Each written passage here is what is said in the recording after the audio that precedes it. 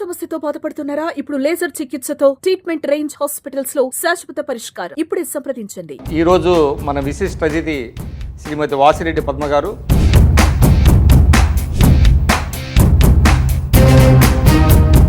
ప్రస్తుతం మీరు ఏ రాజకీయ పార్టీలో లేనట్టేనా? మరి ఎందుకు జనసేన ఎందుకు మీకు ఆహ్వానం పలకలేదు? మిమ్మల్ని ఒక వెపన్గా వాడుకున్నదా వైఎస్ఆర్సీపీ? ఖచ్చితంగా వాడుకున్నారు. కానీ జగన్మోహన్ రెడ్డి గారిలాగా మోసం చేస్తారని మాత్రం నేను అనుకోను. రామోజీరావు గారి మీద కూడా మీరు చాలా విమర్శలు చేశారు. ఒకటండి, ఇది ఏం మాట్లాడినా స్క్రిప్ట్ లేకుండా మేము మాట్లాడలేదు. స్క్రిప్ట్ ఎవరు ఇచ్చేవాళ్ళు? సజ్జల రామకృష్ణారెడ్డి. జగన్మోహన్ రెడ్డి గారు ఏమీ తక్కువ చేయలేదు అంటే మీ సర్వీసెస్ ఉపయోగించుకున్నందుకు. నాకు ఆఫర్ చేసినప్పుడే అర్థమైంది. ప్లాట్ ఏమైనా ఉందని అనుకుంటున్నారా? అపోజిషన్లో ఉన్నప్పుడు రాజకీయంగా నన్ను వాడుకోవడం అనేటటువంటిది. ఫైనాన్షియల్గా స్టెబిలైజ్ చేయడం కోసమే మహిళా కమిషన్ చైర్పర్సన్ ఇచ్చారు ఆయన. ఫైనాన్షియల్గా నేను స్టెబిలైజ్ చేయాలంటే ఇదే మాట మాట్లాడే వాళ్ళందరికీ నేను చెప్తున్నాను. జగన్మోహన్ రెడ్డి గారు నాకు చాలా బాకీ ఉన్నారు, వసూలు చేస్తా వడ్డీతో సహా. ఫ్యామిలీ మెంబర్ అంటే అర్థం ఏంటని కూడా అడిగాను. లేడీస్ని అట్లా తల్లి గిల్లి అనేస్తే వాళ్ళు కట్టుబడి ఉంటారు. ఎందుకు మీకు విజయసాయిరెడ్డి మీద ఎనిమిటీ? ఆంధ్రజ్యోతిలో బ్యానర్ ఐటమ్ ఇచ్చారు, ఏది పదవి లేకుండా హల్చల్ చేస్తుంది. ఓటమి చెందడానికి ప్రధానమైనటువంటి కారణాలు? డబ్బులు ఇచ్చి కొనుక్కునేటటువంటి ప్రయత్నంలో నువ్వు చాలా దోపిడీలు చేసావు అనేటటువంటి ప్రజలకు అర్థమైంది. అసలు కేసులు పడతాయి అనేటువంటి భయంతో చాలా మంది వెళ్ళిపోతున్నారు అనేది ఒక టాక్ ఉందండి. అంటే అఫ్కోర్స్ అంటే నేను ఇది పూర్తిగా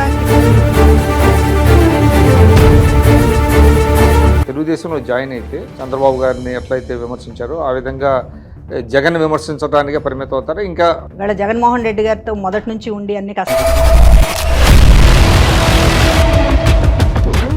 నమస్కారం, నేను మీ విక్రమ్ పూలా. ఈరోజు మన విశిష్ట అతిథి శ్రీమతి వాసిరెడ్డి పద్మ గారు.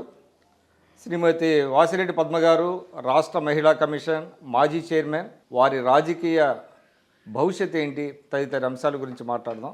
నమస్కారం పద్మ గారు. నమస్కారం విక్రమ్ గారు. చిరంజీవి గారి కుటుంబానికి కూడా చాలా సన్నిహితులు. విలేకరులు అడిగినప్పుడు చిరంజీవి గారి కుటుంబంతో నాకున్నటువంటి సంబంధం, అదేవిధంగా పవన్ కళ్యాణ్ గారి గుడ్ లుక్స్, ఇవి మాట్లాడిన సందర్భంలో జనసేనలో వెళ్తానేమోనని చాలామంది అనుకున్నారు. రాజకీయాలు అనేటటువంటి స్థిరంగా చేయాలనేది నాకున్న కోరిక, అభిప్రాయం కూడా. అందుకనే ఇంతకాలం జగన్మోహన్ రెడ్డి గారితో ప్రయాణం చేయడానికి కూడా కారణం, రాజకీయ పార్టీలు తొందరగా మారడం అనేటటువంటిది అది మంచి సాంప్రదాయం కాదు, అది ఉపయోగపడదు అనేటటువంటిది కూడా నాకు ఉన్నటువంటి అభిప్రాయం. అందువల్ల కూడా ఒక రాజకీయాలు స్థిరంగా చేయాలంటే ఒక పార్టీలో ఉండాలి, ఒక పార్టీ అనేది ఈ జగన్మోహన్ రెడ్డి గారి దగ్గర నుంచి ఖచ్చితంగా రావాల్సినటువంటి అవసరం వచ్చింది. కనుక ఇక మరొకసారి స్టెప్ మారడం అనేటటువంటిది అనివార్యత వచ్చింది. కాబట్టి ఇప్పుడు రాజకీయాలు స్థిరంగా చేయాలి అనేటటువంటి దాంతో మొత్తం మనకున్నటువంటి ప్రాంతీయ పార్టీల్లో బలమైనటువంటి ప్రాంతీయ పార్టీ, అదేవిధంగా నాకున్నటువంటి సంబంధాలు, వీటి రీత్యా తెలుగుదేశం పార్టీ వైపు ఒక ఆలోచన చేశాను. అదేవిధంగా కొంతమంది జాతీయ పార్టీలు అయితే బాగుంటుంది, స్వేచ్ఛ ఉంటుంది రాజకీయాల్లో అనేటటువంటిది కొంతమంది మిత్రులు సలహా ఇస్తున్నారు. జాతీయ పార్టీలు అన్నారు. జాతీయ పార్టీలు అయితే రెండే జాతీయ పార్టీలు, బీజేపీ మనం పక్కన పెడితే అటు కాంగ్రెస్ పార్టీ కావచ్చు, రాష్ట్ర బీజేపీ కావచ్చు. అంటే రెండు పార్టీలు కూడా చాలా బలహీనంగా ఉన్నాయి. జాతీయ పార్టీలు అయినప్పటికీ రాష్ట్ర స్థాయిలో వాటి ఉనికి సరే. ఎన్డీఏ భాగస్వామ్య పక్షంలో బీజేపీ ఉన్నది, జాతీయ స్థాయిలో వాళ్ళు అధికారంలో ఉన్నారు. అది looks more attractive Congress party కంటే. కానీ మీ భావాలు, మీ సిద్ధాంతాలు, మీరు కొంత వామపక్ష భావజాలం నుంచి వచ్చిన వాళ్ళు కాబట్టి మీకు బీజేపీ సరిపడదు కదా. అంటే ఒకటి ప్రాంతీయ పార్టీలు బలంగా ఉన్న తర్వాత జాతీయ పార్టీలు ఖచ్చితంగా బలహీనమైనటువంటి స్థితికి వెళ్తాయి ఆయా రాష్ట్రాల్లో. ఇక్కడ ప్రాంతీయ పార్టీలదే హవా నడుస్తోంది కాబట్టి ఇప్పటికిప్పుడు జాతీయ పార్టీలది ఏదో ఆధిపత్యం ఉంటుంది అనేది కాదు. కానీ రాజకీయాలు చేయాలి అనుకున్నప్పుడు, రాజకీయాలు స్థిరంగా చేయాలి అనుకున్నప్పుడు, ఒక రకమైనటువంటి కంటిన్యూటీ ఉండాలి అనుకున్నప్పుడు జాతీయ పార్టీల గురించి ఆలోచించాలి. మీరు అన్నట్లు భావజాలాలు ఇవి సమస్య ఉంటుంది. అదే సందర్భంలో మోర్ డెమోక్రటిక్గా ఉంటుందా అనేటటువంటిది కూడా ఆలోచించాల్సినటువంటి అవసరం ఉంటుంది. ఏదైనప్పటికీ కూడా జాతీయ పార్టీలకు సంబంధించింది ఒక బ్రాడ్గా ఆలోచించి చెప్పేటటువంటి మాట. జాతీయ పార్టీలు ప్రాంతీయ పార్టీలకు భిన్నమైనవి అనేటటువంటిదే తప్ప మనకున్నటువంటి రాష్ట్రంలో ఉన్నటువంటి పరిస్థితులు చూసుకుంటే ప్రాంతీయ పార్టీల వైపు ఉండడమే ఇక్కడ ఉన్నటువంటి నాయకత్వానికి శ్రేయస్కరం. జనసేనలో మీకు ఆహ్వానం అందుతుంది అని అనుకున్నారు. పవన్ కళ్యాణ్ గారి నుంచి కానీ నాగబాబు గారి నుంచి కానీ, ఎందుకంటే నాగబాబు గారు మిమ్మల్ని ప్రజారాజ్యంలో కొంత ప్రోత్సహించారు అని అనేవాళ్ళు, అంటే మిమ్మల్ని స్పాట్ చేశారు. ఆయన అధికార ప్రతినిధిగా మొట్టమొదట సజెస్ట్ చేసింది నాగబాబు. అది మిమ్మల్ని ఒక సభలో మిమ్మల్ని స్పాట్ చేసి ఈమైతే బాగా మాట్లాడుతున్నారు అని నాగబాబు అప్పుడు చిరంజీవి గారికి సజెస్ట్ చేయడం, మిమ్మల్ని ఆ విధంగా మీకు అధికార ప్రతినిధి ఇవ్వటం జరిగింది. అది అందరు అంటారు, నాకు కూడా తెలుసు. కానీ మరి ఎందుకు జనసేన ఎందుకు మీకు ఆహ్వానం పలకలేదు? ఆహ్వానం పలకపోవడం ఏం లేదు. ఇప్పుడు ఉన్నటువంటి పరిస్థితిలో కూటమి ఉన్నటువంటి ఒక బలమైనటువంటి పొజిషన్లో కూటమి ప్రభుత్వం ఉంది. విజయం మూడ్లో ఉన్నటువంటి వాళ్ళు మనల్ని పిలుస్తారనో లేకపోతే ఆహ్వానిస్తారనో మనం తలుపు తట్టాల్సిందే ఎవరైనా సరే. అంటే మీకు స్పష్టత ఉంది. ఖచ్చితంగా మాజీ మంత్రులైనా కావచ్చు, లేకపోతే ఉప ముఖ్యమంత్రులుగా చేసిన వాళ్ళైనా అవ్వచ్చు, ఎవరైనా సరే ఇవాళ ఈ పార్టీలకు సంబంధించి వెళ్ళాలనుకున్నప్పుడు ముందు వీళ్ళు అడగకుండా వాళ్ళు పిలిచి మా పార్టీలోకి రండి అనేటటువంటి ఇదిలో ఉండొచ్చు. ఒకటి నాకు సంబంధించి వచ్చినప్పుడు 2017లోనే తెలుగుదేశం పార్టీ అధిష్టానం నన్ను ఆహ్వానించింది పార్టీలో. 2017 అప్పుడు తెలుగుదేశం పార్టీ అధికారంలో ఉంది. ప్రజారాజ్యంలోంచి బయటకు వచ్చినప్పుడు కూడా అంటే బయటకు రావడం మీన్స్ ప్రజారాజ్యం కాంగ్రెస్ పార్టీలో మీరు కూడా బాగా దగ్గరగా ఉన్నారు. నేను ఏ రకంగా ఆ రోజు నిర్ణయం తీసుకున్నాను అనేది మీరు కూడా చూశారు కాబట్టి చెప్తూ ఉన్నాను. ప్రజారాజ్యం పార్టీ కాంగ్రెస్ పార్టీతో విలీనమైన తర్వాతనే నేను చిరంజీవి గారికి కొంచెం దూరం అవ్వాల్సి వచ్చింది. ఆ సందర్భంలో తెలుగుదేశం పార్టీలో చేరాలి అనేటటువంటి ఒక ప్రయత్నం కూడా చేశాను. ఒక మీడియా అధినేతతోటి చర్చలు జరపటము ఇదంతా కూడా జరిగింది. సరే, కొంచెం డిలే అవ్వడము ప్రాసెస్. అదే సందర్భంలో జగన్మోహన్ రెడ్డి గారు కాంగ్రెస్ పార్టీ నుంచి బయటకు వచ్చి కొత్త పార్టీ పెట్టేటటువంటి ఇది సహజంగా కొత్త పార్టీల్లో అది కూడా ప్రాంతీయ పార్టీ, కొత్త పార్టీలో అవకాశాలు ఉంటాయనేటటువంటి దాంతో ఆ రోజు జగన్మోహన్ రెడ్డి గారి ఒక నాయకత్వం, రాజశేఖర రెడ్డి గారి లెగసీ ఇదంతా కూడా కొంచెం బాగుంటుంది అనేటటువంటి ఉద్దేశంతో ఆ పార్టీలో జాయిన్ అయ్యాం. ఒక పార్టీ వాయిస్గా అన్ని విషయాల్లో నన్ను ముందు పెట్టారు జగన్మోహన్ రెడ్డి గారు. సిబిఐ మీద పోరాడాలన్నా నేనే, సిబిఎన్ గారి మీద పోరాడాలన్నా నేనే, అన్ని విషయాలలో ముందు పెట్టి పార్టీ వాయిస్గా ఎస్టాబ్లిష్ చేసిన తర్వాత పార్టీ మారడం అనేటటువంటిది కొంత అలాంటి వాళ్ళకి ఇబ్బంది అవుతుంది. కానీ ఈరోజు ఖచ్చితంగా జగన్మోహన్ రెడ్డి గారిని వీడడం అనేటటువంటిది రాష్ట్రానికి మంచిది, ఎవరికైనా మంచిది అనేటటువంటి ఒక స్పష్టత వచ్చింది. అది కూడా ఎలక్షన్ రిజల్ట్స్ తర్వాత. అంటే మీరు ఇంకొక మాట అన్నారండి, అంటే ఆ రోజు పార్టీ వాయిస్గా ఉండి చాలా అంశాల మీద మీరు గట్టిగా విమర్శలు చేశారు. అంటే మిమ్మల్ని ఒక వెపన్గా వాడుకున్నదా వైఎస్ఆర్సీపీ? ఖచ్చితంగా వాడుకున్నారు. సీట్ ఇవ్వలేదు, తర్వాత మొదట ఎమ్మెల్సీ అన్నారు. ఆ ఎన్ని ఎమ్మెల్సీలు పోయినాయో తెలుసు. ఈ రోజున మీరు అన్ని విషయాలలో నన్ను ముందు పెట్టారు, ఫైట్ చేయడానికి అన్ని విషయాల్లో ముందు పెట్టారు. కానీ ఆయుధాలు ఇచ్చేటప్పుడు వెనకున్న వాళ్ళకి ఇస్తామంటున్నారు. ఇది కరెక్ట్ అయినటువంటి పద్ధతేనా? నేను ఎట్లా పోరాడాలి? నేను పోరాడడానికి ముందు పెడుతున్నారు అన్ని విషయాలు. మిమ్మల్ని ఎంపవర్ చేయమని. అంతే కదా. ఇప్పుడు పదవి అనేటటువంటిది ఎందుకు కోరుతాము? మనకు గుర్తింపు అనేటటువంటిది పోరాడేటప్పుడే నీకు గుర్తింపు, పదవులు ఇచ్చేటప్పుడు గుర్తింపు లేదు అని అంటే మనం డిగ్రేడ్ అవుతాం ఖచ్చితంగా. అవతల వాళ్ళ గట్టిగా అడిగాను, చాలాసార్లు అడిగాను. ఇంటర్నల్గా ఎంత ఫైట్ చేశాను వీళ్ళందరికీ తెలుసు. ఎంత కన్విన్స్ చేశారో, ఎవరు ఎట్లా కన్విన్స్ చేశారో ఇవన్నీ కూడా వాస్తవాలు మాట్లాడుకుంటా ఉంటే ఎందుకు ఇంతకాలం మిమ్మల్ని ఒక వెపన్ గా వాడుతున్నారనే విషయం మీకు అర్థం కాలేదా? వెపన్ గా వాడుతున్నారనేటటువంటి తెలిసినప్పటికీ కూడా వెపన్ గా వాడతారని వాడకపోతే ఎందుకు ఇది చేస్తారు? మనకి ఆ పొటెన్షియాలిటీ ఉంది కాబట్టే వెపన్ గా వాడుతున్నారు అనేటటువంటి దానికంటే రాజకీయాల్లో సహజం అది వాడడం అనేటటువంటిది. ఇది కానీ జగన్మోహన్ రెడ్డి గారిలాగా మోసం చేస్తారని మాత్రం నేను అనుకోలేదు. అయితే ఒకటండి, మీ విషయంలో ఏంటంటే సరే మీ దగ్గర సబ్జెక్ట్ ఉంది, మీరు ఆరేటరీ స్కిల్స్ బాగున్నాయి, ఆబ్జెక్టివ్గా మాట్లాడతారని ఉంది. కానీ బట్ ఎట్ టైమ్స్ మీరు ఏంటంటే టూ పర్సనల్గా వెళ్తారని కూడా ఒక విమర్శ ఉంది. దానికి మీరేమంటారు? అంటే ఒకటండి, మనం విషయాన్ని పూర్తిగా మనసుతో మాట్లాడాలి.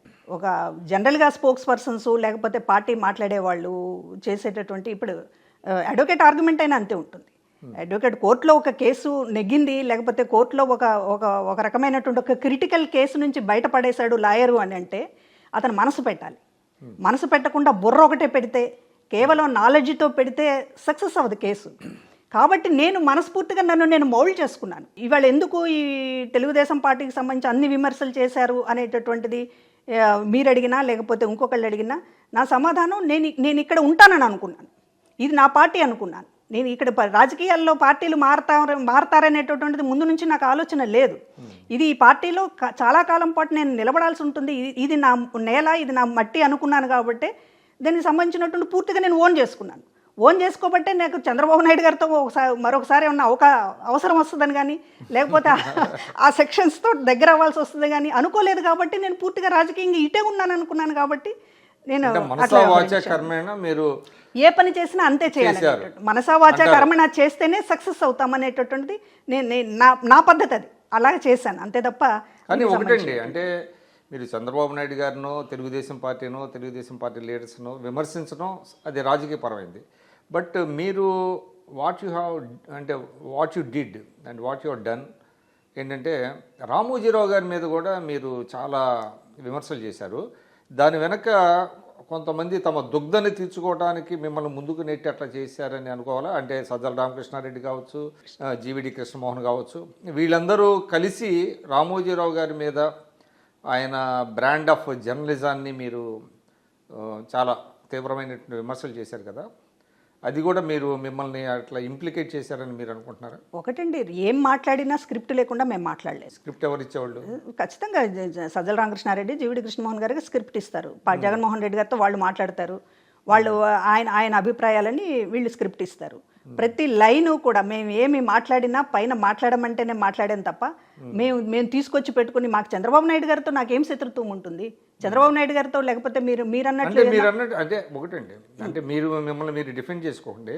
అంటే వాళ్ళు ఎటువంటి స్క్రిప్ట్ ఇచ్చినా కూడా అది ఇల్లాజికల్గా ఇర్రేషనల్గా ఉన్నప్పుడు దానిని ఈ విధంగా ఉంది అని మీరు కొంచెం దాన్ని టోన్ డౌన్ చేయటము అది మీరు చేయాలి కదా యాజ్ ఎ పొలిటీషియన్. ఒకటి, రామోజీరావు గారి మీద నేను ఎప్పుడు కూడా అంత ఇదిగా వెళ్ళలేదండి. నాకు గుర్తున్నంత వరకు నేనేమి వెళ్ళలేదు. ఇప్పుడు చంద్రబాబు నాయుడు గారి మీద అయినా పొలిటికల్గా మాట్లాడినప్పుడు ఎక్కడా కూడా ఒక మాట తోలలేదు. స్క్రిప్ట్లో ఏమన్నా ఉన్నప్పటికీ కూడా ఒకవేళ లేకపోతే ఇట్లా మాట్లాడితే జగన్ గారు హర్షిస్తారు అనేటటువంటి వాతావరణం ఉన్న సందర్భాల్లో కూడా ఎప్పుడు కూడా అన్కాన్స్టిట్యూషనల్గా కానీ లేకపోతే అన్పార్లమెంటరీ వర్డ్గా కానీ ఒక్క మాట కూడా నేను చంద్రబాబు నాయుడు గారికి సంబంధించి ఎప్పుడు మాట్లాడలేదు. రాజకీయంగానే విమర్శించాం సీరియస్గానే. లేదు ఎప్పుడు కూడా ఇట్లా అన్నదేంటి అనేటటువంటి విధంగా ఎప్పుడు వ్యవహరించలేదు. డిబేట్స్ కావచ్చు, డిబేట్స్లో ప్రధానంగా చాలా ఆవేశాలు ఉంటాయి. అవతల వాళ్ళు చాలా రెచ్చగొట్టేటటువంటి. ఖచ్చితంగా మాట్లాడాను. మీరు వ్యక్తిగతంగా విమర్శించలేదు, అది ఎవరైనా హర్షిస్తారు. కానీ వైఎస్ఆర్సీపీలో ఎప్పుడైతే ఈ జుగుప్సాకరంగా వ్యక్తుల మీద వ్యక్తి హననం చేయటం మొదలుపెట్టారో మీ బోటోళ్ళు మరి ఎందుకు సైలెంట్గా ఉన్నారు? అంటే ఒకటి, 5 ఏళ్లలో నేను మహిళా కమిషన్కి రావడం, మహిళా కమిషన్ చైర్పర్సన్గా ఉన్నప్పుడు పాలిటిక్స్లో మాట్లాడడానికి అంత ఉండదు. మాట్లాడమని చెప్పారు. జగన్ గారు మాట్లాడమంటున్నారు మిమ్మల్ని, అసెంబ్లీ స్పీకర్ గారే మాట్లాడుతుండగా మీకేంటి అని కూడా అన్నారు. అది కూడా అన్నారు. జగన్ గారు కోరుకుంటున్నారు మీరు ఇంతకు ముందు మాట్లాడినట్టుగానే మాట్లాడండి అంటే, మీరు ఈ పోస్ట్లో పెట్టినప్పుడు నేను మాట్లాడలేను, కావాలంటే రిలీవ్ చేయండి, ఎమ్మెల్సీ ఇవ్వండి, మాట్లాడతాను అంతే తప్ప ఈ పోస్ట్లో ఉండి రాజకీయాలు మాట్లాడడం అనేది చెయ్యను అని చెప్పాను. ఆ రకంగానే రాజకీయాలు మాట్లాడలేదు. మహిళల పరంగా దానికి సంబంధించినటువంటిది ఏమన్నా పొలిటికల్గా విమర్శించానేమో తప్పే, ఉమెన్ యాంగిల్లో తప్ప ఈ 5 ఏళ్ళు పొలిటికల్ విమర్శ నేను ఎవరి మీదైనా చేయలేదు. కానీ ఒకటి ఏంటంటే, వరదు కళ్యాణి గారు కానీ మిగతా కొంతమంది లీడర్లు కానీ మీకు జగన్మోహన్ రెడ్డి గారు ఏమీ తక్కువ చేయలేదు, అంటే మీ సర్వీసెస్ ఉపయోగించుకున్నందుకు మీకు బాగానే చేశారనేది వాళ్ళ వాదన. చాలామంది ఇప్పుడు మాట్లాడుతున్నారు. తెలుగుదేశం పార్టీ వెనుక శ్రేణులు కానీ పదవులు అనుభవించారు, ఇప్పుడు ఇక్కడికి అధికారం ఉందని వస్తున్నారు, ఇవన్నీ కూడా మాట్లాడుతున్నారు. తెలిసి తెలియక మాట్లాడుతున్నారు. విక్రమ్ గారు మీరు అడిగారు కాబట్టి నేను చెప్పాలి. మహిళా కమిషన్ చైర్పర్సన్గా బాధ్యతలు తీసుకున్న తర్వాత వైఎస్ విజయమ్మ గారిని కలవడానికి వెళ్ళాను లోటస్ పాండ్లో హైదరాబాద్లో.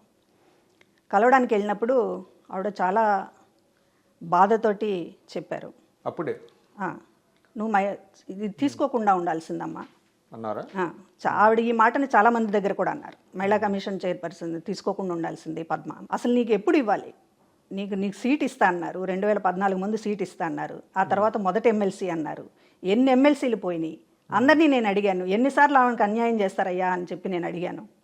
చివరికి క్యాబినెట్ రోజు కూడా జగన్కి గుర్తు చేశాను, పద్మమ్మకి అన్యాయం చేయొద్దు, ఆమెను వదులుకోవద్దు అని చెప్పాను.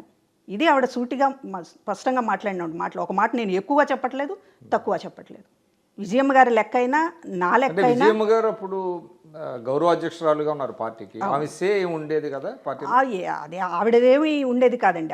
ఆవిడ ఉన్నదల్లా ఎప్పుడు జగన్మోహన్ రెడ్డి గారు జైల్లో ఉన్నంత వరకు, వీళ్ళు పార్టీకి అవసరమైనంత వరకు షర్మిల గారిది కానీ విజయమ్మ గారిది కానీ వాళ్ళది ప్రాధాన్యత ఉన్నది. ఎప్పుడైతే ఈయన జైలు నుంచి బయటకు వచ్చాడో పార్టీని పూర్తిగా మళ్ళీ ఆయన చేతుల్లోకి తీసుకున్నారు. ఇంకా వీళ్ళ అవసరం అనేటటువంటి ప్రాధాన్యత తగ్గింది. ఎన్నికల ప్రచారం వరకు వాడుకున్నారు. ఆ తర్వాత అసలు ఆవిడని ఏ నిర్ణయాల్లో ఆవిడ చేశారు? చివరికి ఆవిడ ఈయన ముఖ్యమంత్రి అయిన తర్వాత జస్ట్ వైఎస్ఆర్కి అవార్డ్స్ ఇస్తున్నప్పుడు కూడా ఆవిడ జస్ట్ ఒక బొమ్మలా నిలబడాల్సిన పరిస్థితి స్టేజ్ మీద. ఆవిడ గౌరవ అధ్యక్షురాలుగా ఎప్పుడు కీ రోల్ రిలిగేట్ అయిపోయిందండి. ఆమె రోల్ ఎందుకు తగ్గిపోయిందంటే జగన్మోహన్ రెడ్డి గారు అందరికీ చెప్పేది ఇంకా ఒక పవర్ సెంటర్ ఒకటే ఉండాలి, వేరే ఉండకూడదు, అందుకే నేను ఎవరికి ఇవ్వలేదు అనేటటువంటిది చెప్పారు. కానీ చుట్టూ ఉన్న పవర్ సెంటర్స్ అన్ని వాళ్ళ దగ్గర వాళ్లే కదా. నా బాగా గుర్తు 2012 బై ఎలక్షన్స్లో మీరు విజయమ్మ గారితో ఉన్నారు. అవును. తర్వాత ప్రచారంలో కూడా మీరు నేర్పటం విజయమ్మ గారితో ఆల్వేస్ మీరు ఒక షాడో లాగా ఉండేవాళ్ళు. తర్వాత షర్మిల గారితో పాదయాత్రలో కూడా మీరు బాగా ఉన్నారు. మరి మీకోసం విజయమ్మ గారు చెప్పలేదా? అది చెప్పారు కదా. ఆవిడ ప్రతిసారి నేను అడిగాను, ఎమ్మెల్సీలు ప్రతిసారి నేను అడిగాను, ఎన్నిసార్లు ఆమెకు అన్యాయం చేస్తారయ్యా అని చెప్పి అందరినీ నిలదీశాను. చివరికి క్యాబినెట్ రోజు కూడా అడిగాను, పద్మమ్మను వదులుకోవద్దని చెప్పాను అనేది చెప్పి ఇంతకంటే నేను చేయగలిగింది లేదు అని ఆవిడ చెప్పింది. హెల్ప్లెస్ అనేటటువంటిది. ఏదైనా నీకు పోస్ట్ తీసుకోవడం అనేది, నాకు పోస్ట్ ఇస్తున్నప్పుడు నాకు ఆఫర్ చేసినప్పుడే అర్థమైంది. మహిళా కమిషన్ చైర్పర్సన్ అని అన్నారంటేనే పొలిటికల్గా నన్ను గొంతు నొక్కేసేటటువంటి ప్రయత్నం చేస్తున్నారు అనేది నాకు క్లియర్ అయ్యి నేను వద్దని చెప్పాను. ఐసోలేట్ చేయాలనేటటువంటి ప్రయత్నం. ఇప్పుడు మిగతా వాళ్ళందరూ మాట్లాడారు, పదవి ఇచ్చారు, మీకు ఏం తక్కువ చేశారు అనేటటువంటిది మాట్లాడుతున్నప్పుడు జగన్మోహన్ రెడ్డి గారి లెక్కలు అలాగే ఉంటాయి. కొంత చేసి చాలా చేశాననేటటువంటి ఒక బిల్డప్ ఇవ్వడం అనేటటువంటి ఆయన లెక్క, ఆయన లెక్క అది అవ్వచ్చు. అంటే మీకు హోదా, రాజ్యాంగ హోదా ఒకటి కల్పించి మీ వాయిస్ అంతే కదా. పొలిటికల్ ఇప్పుడు మనం ఎలాగొచ్చాం ఈ పార్టీలోకి మీకు కూడా తెలుసు. ప్రజారాజ్యం పార్టీ నుంచి ఒక లీడర్గా వచ్చాం ఈ పార్టీలోకి. లీడర్ని జీరో చేసిన తర్వాత మీరు ఏం పదవి ఇస్తే ఏంటి? మీరు ఉద్దేశపూర్వకంగా మీరు కావాలని ఎప్పుడు అంటే ప్రారంభంలో గ్రహించలేదా? ఖచ్చితంగా నేను గొడవ చేశాను 2 రోజులు సజ్జల గారి దగ్గర, మిగతా వాళ్ళ దగ్గర అందరూ. ఉమెన్ కమిషన్ చైర్పర్సన్ నాకు ఇవ్వడంలో ఏంటి అసలు మీ ఇదేంటి అని చెప్పి చాలా గట్టిగా మాట్లాడాను, ఆర్గ్యుమెంట్ చేశాను, బాధపడ్డాను, ఏడ్చాను. కలవలేదా మీరు అప్పుడు? అపాయింట్మెంట్ లేవు కదా ఆ రోజే. ఎప్పుడైతే ఈయన ముఖ్యమంత్రి అయ్యారో తాడేపల్లి హౌస్ మొత్తం క్లోజ్ డోర్స్, డే 1 నుంచి ఎవరికి లేదు. రాజకీయంగా నా గొంతు నొక్కేశారని అందరి దగ్గర చెప్పాను, భారతి గారి దగ్గర చెప్పాను. నాకు ఎమ్మెల్సీ ఇవ్వండి నెక్స్ట్ అవకాశం వచ్చినప్పుడు. ఒక అంటే ప్లాట్ ఏమైనా ఉందని అనుకుంటున్నారా మిమ్మల్ని అట్లాగా మహిళా కమిషన్ చైర్పర్సన్ ఇచ్చి? అంటే అపోజిషన్లో ఉన్నప్పుడు రాజకీయంగా నన్ను వాడుకోవడం అనేటటువంటిది చాలా అది అది అది అవసరం అని అనిపించింది. చంద్రబాబు గారి మీద పోరాడడానికి సేమ్ ఒకే సామాజిక వర్గం నుంచి అందులో కొంచెం గట్టిగా మాట్లాడతాను. మిగతా వాళ్ళలాగా లోపాయికారిగా నేను వ్యవహరించలేదు. ఎప్పుడైనా భవిష్యత్తులో చంద్రబాబు గారితో అవసరం ఉంటుంది అనేటటువంటి దాంతో ఏదో నేను మెతగ్గా వ్యవహరించలేదు. కాబట్టి ఇదంతా వాళ్ళు బాగా అడ్వాంటేజ్గా తీసుకున్నారు, బాగా ఉపయోగించుకున్నారు. అంటే మిమ్మల్ని కొంచెం ఫైనాన్షియల్గా స్టెబిలైజ్ చేయడం కోసమే మహిళా కమిషన్ చైర్పర్సన్ ఇచ్చారు ఆయన అనేది కూడా అంటున్నారు. అది ఫైనాన్షియల్గా స్టెబిలైజ్ చేయడానికి మహిళా కమిషన్ ఇవ్వడం ఇది ఏంటి అసలు? ఫైనాన్షియల్గా నేను స్టెబిలైజ్ చేయాలంటే 2014 ముందే నాకు 14 తర్వాత నాకు ఎమ్మెల్సీ ఇవ్వాలి. చాలామందికి అదే జరిగింది. ఇప్పుడు ఎవరి అసంతృప్తులు వాళ్లకు ఉన్నాయి. నేను ఉప ముఖ్యమంత్రిని చేశాను, లేకపోతే నేను రాజ్యసభ సభ్యుని చేశాను, నేను మంత్రిని చేశాను, ఏం తక్కువ చేశాను? మహిళా కమిషన్ చైర్పర్సన్ ఇచ్చాను, ఏం తక్కువ చేశాను? ఇది ఆయన లెక్క. కానీ మా లెక్కలు కూడా ఉంటాయి కదా. ఆయన లెక్క ప్రపంచానికి అర్థమైంది.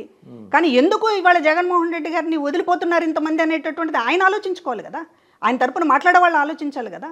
కానీ ఎలక్షన్స్ ముందు మీరు ఆయనతో కొన్ని పార్టీ అంటే వస్తున్న మీకు సిద్ధం సభలకు కూడా మీరు కొన్నిట్లో కనిపించారు కదా. అవును అవును, అది కూడా ఇన్వైట్ చేశారు మిమ్మల్ని. అది కూడా మాట్లాడతాను. మహిళా కమిషన్ చైర్పర్సన్ ఎప్పటి నుంచి ఇచ్చిన సంవత్సరం నుంచి నేను దాదాపుగా అందరి దృష్టికి జగన్మోహన్ రెడ్డి గారి ఫ్యామిలీకి సంబంధించి కావచ్చు అందరినీ కలుస్తూనే ఉన్నాను.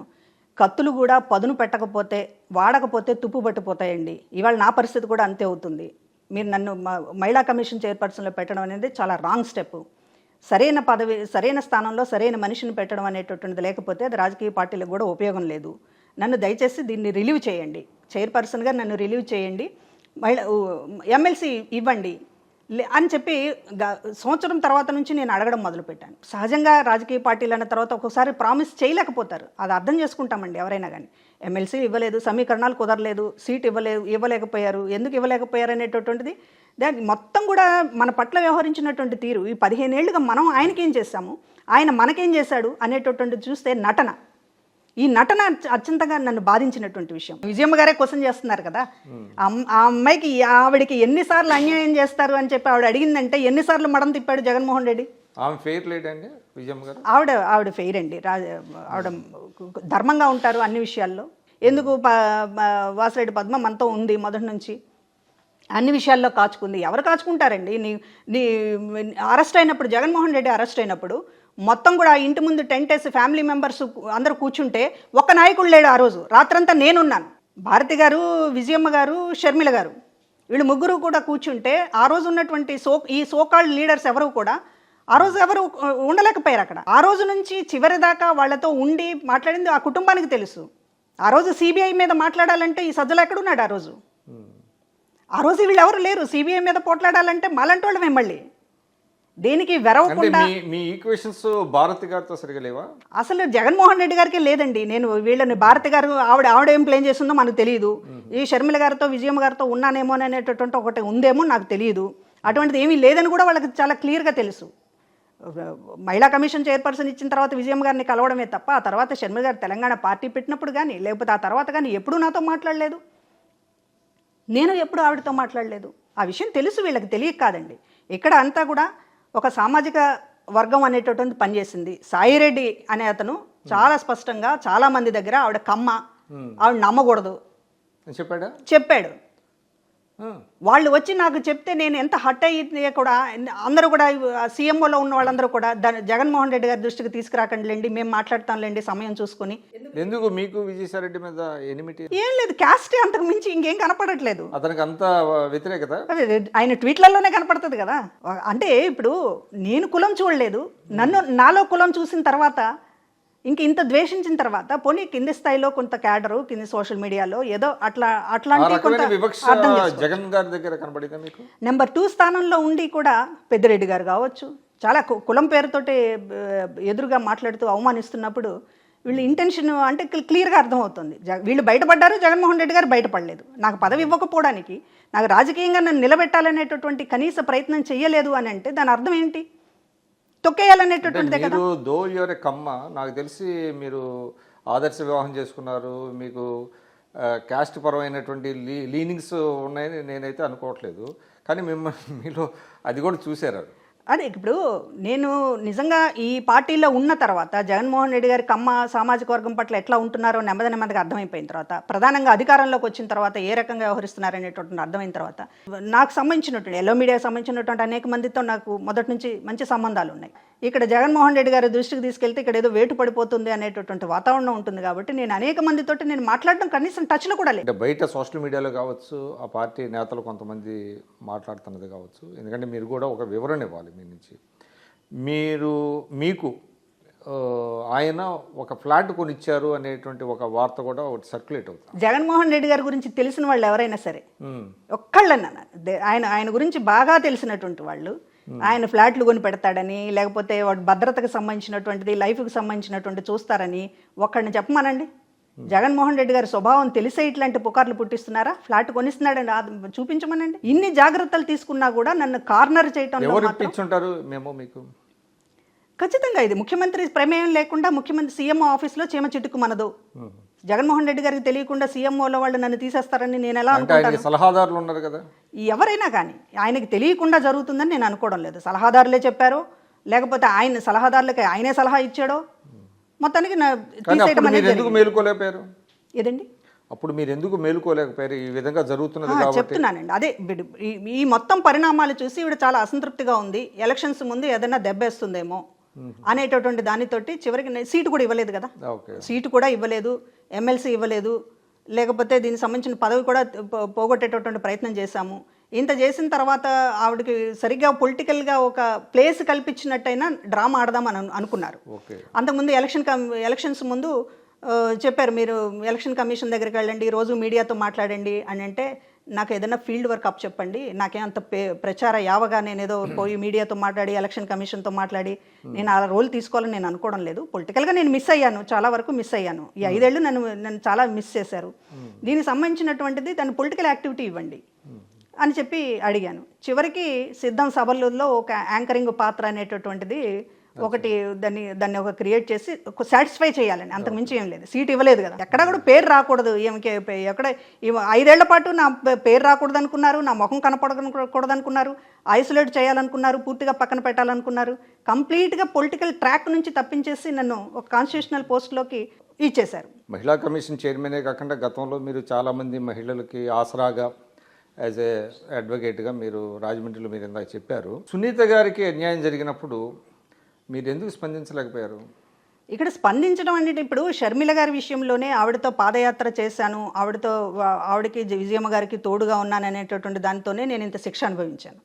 సంబంధం లేకుండా ఇవాళ నాకు ఎమ్మెల్సీ ఇవ్వకుండా లేకపోతే పొలిటికల్గా పూర్తిగా తప్పించేటటువంటి ప్రయత్నం జస్ట్ ఒక భ్రమలు అపోహలతోనే నన్ను ఇంత శిక్ష గురి చేశారు. ఇక సునీత గారిని ఓపెన్గా మాట్లాడితే ఇప్పుడు ఏమీ లేకుండానే ఇవాళ పదవి నుంచి తప్పించేటటువంటి ప్రయత్నం చేశారు. సునీత గారితో మాట్లాడాలి అని అంటే ఇక్కడ నుంచి ఎగ్జిట్ అవ్వాలనుకున్నప్పుడు మాట్లాడాలని ఉంటుంది. ఒక మహిళగా అన్యాయం జరిగినప్పుడు మాట్లాడాలని ఉంటుంది. కానీ ఇక్కడ అంత స్వేచ్ఛ ఉండదు, అంత శక్తి చాలదేమనుకున్నారా? అంటే పార్టీలోంచి బయటికి రావాలి అనుకున్నప్పుడు రావాలని అంత తొందరగా అనుకోలేదు. అది చేసినటువంటి పొరపాటే. జగన్మోహన్ రెడ్డి గారి పార్టీ, జగన్మోహన్ రెడ్డి గారి ప్రభుత్వం ఓటమి చెందటానికి ప్రధానమైనటువంటి కారణాలు ఏవంటే మీరేం చెప్తారు? ప్రజలు ఇతన్ని నమ్మలేదు. నమ్మారు కాబట్టి ఆయనకి 150 మొదటిలో 2019లో అధికారంలోకి రావడానికి ఆయన ఖచ్చితంగా ఒక నాయకత్వం, మంచి నాయకత్వం చూపిస్తారనేటటువంటి నమ్మడం వల్ల, అదేవిధంగా ఆ రోజు ప్రకటించినటువంటి సంక్షేమ పథకాలకు సంబంధించినటువంటి ఆకర్షితం అవడం వల్ల ఒక డిఫరెంట్గా ఒక అవకాశం ఇచ్చి చూడాలి కదా, ఇంతకాలం రాజకీయాల్లో పోరాడుతున్నాడు కదా అనేటటువంటిది సానుభూతి, ఇది ఆయన ప్రజల దగ్గర వ్యవహరించినటువంటి పద్ధతి, ఇవన్నీ చూసి ప్రజలే కాదు మేమే కాదు ప్రజలు కూడా నమ్మారు, ఒక మాయాలోకంలో నడిపించారు. కానీ ఎప్పుడైతే అధికారంలోకి వచ్చారు, ముఖ్యమంత్రి అయిన తర్వాత ఆయన అసలు స్వభావం అనేటటువంటి తెలిసింది. డబ్బులు ఇచ్చి కొనుక్కునేటటువంటి ప్రయత్నంలో నువ్వు చాలా దోపిడీలు చేసావు అనేటటువంటి ప్రజలకు అర్థమైంది. వాళ్ళ కళ్ళ ముందు ఇసుక, వాళ్ళ కళ్ళ ముందు రోడ్లు, వాళ్ళ కళ్ళ ముందు మద్యం, వాళ్ళ కళ్ళ ముందు మైన్స్ మొత్తం జగన్మోహన్ రెడ్డి గారికి డైరెక్ట్గా అందుతోంది అనేటటువంటిది ఎమ్మెల్యేలే చెప్తున్నారు, మాకేం లేదు అని వాళ్ళే చెప్తున్నారు. మీకు అక్కడ సామాజిక వర్గపరంగా కొంత వివక్ష చూపించారు, అంటే డిస్క్రిమినేట్ చేశారు, మిమ్మల్ని అనుమానించారు అనేది చెప్పారు విజయసాయిరెడ్డి ఇటువంటి వాళ్ళు. కానీ మనం కొడాలి నాని కావచ్చు, వల్లభనేని వంశీ కావచ్చు, వాళ్ళు కూడా నాయకుడిని మెప్పించడానికి అట్లా మాట్లాడి ఉంటారా, నిజంగానే మాట్లాడి ఉంటారా?